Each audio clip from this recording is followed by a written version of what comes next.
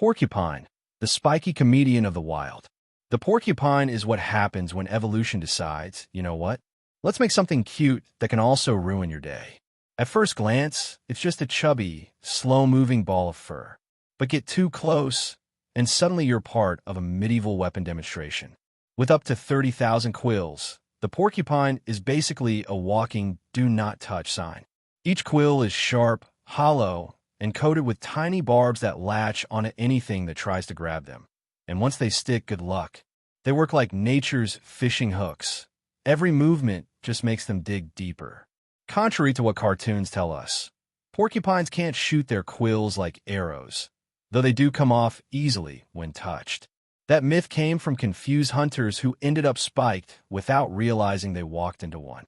And if that's not enough, the quills have antibacterial properties, meaning even nature decided, you'll get hurt, but at least it won't get infected. How considerate. These spiky little comedians live across forests, deserts, and even snowy mountains, eating bark, fruit, and sometimes chewing on bones, because apparently, calcium is part of their vibe.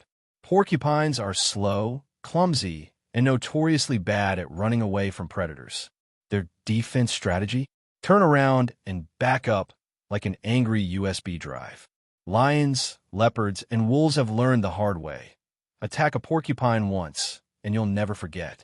There are real cases of leopards and even tigers dying from infections caused by quill injuries. Imagine explaining that in the afterlife. Yeah, I was taken out by a forest hedgehog with confidence issues.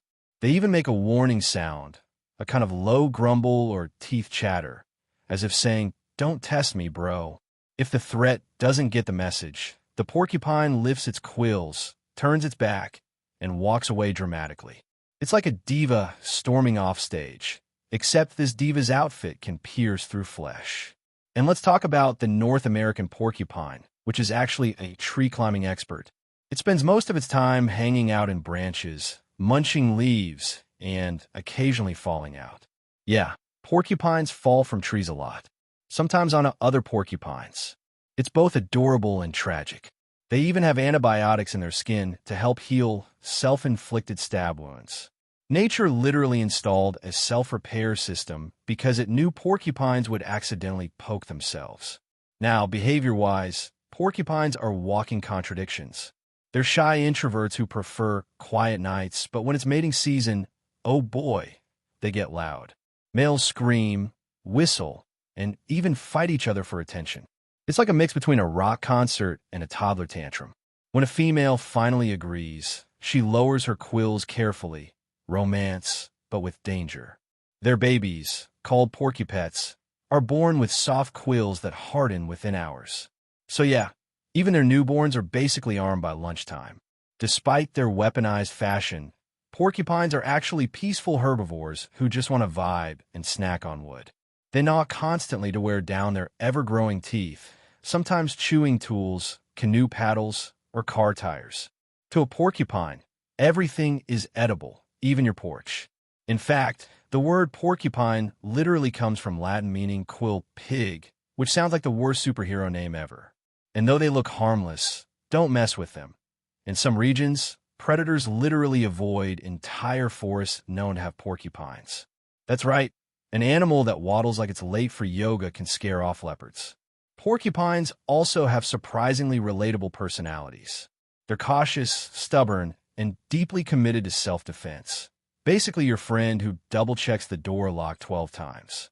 They're also kind of clumsy geniuses, not fast, not elegant, but always ready.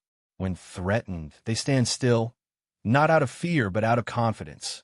Because why run when you're literally built like a weapon rack? Scientists say porcupines communicate through scent markings and squeaky calls, sometimes even purring when relaxed. Their sense of smell is off the charts. They can sniff out food in total darkness. And in winter, they go full homebuddy mode, sleeping in hollow trees and occasionally sharing dens with other porcupines, social distancing, but make it spiky. One fun myth says porcupines can cure toothaches, probably because they chew everything, including salt and wood.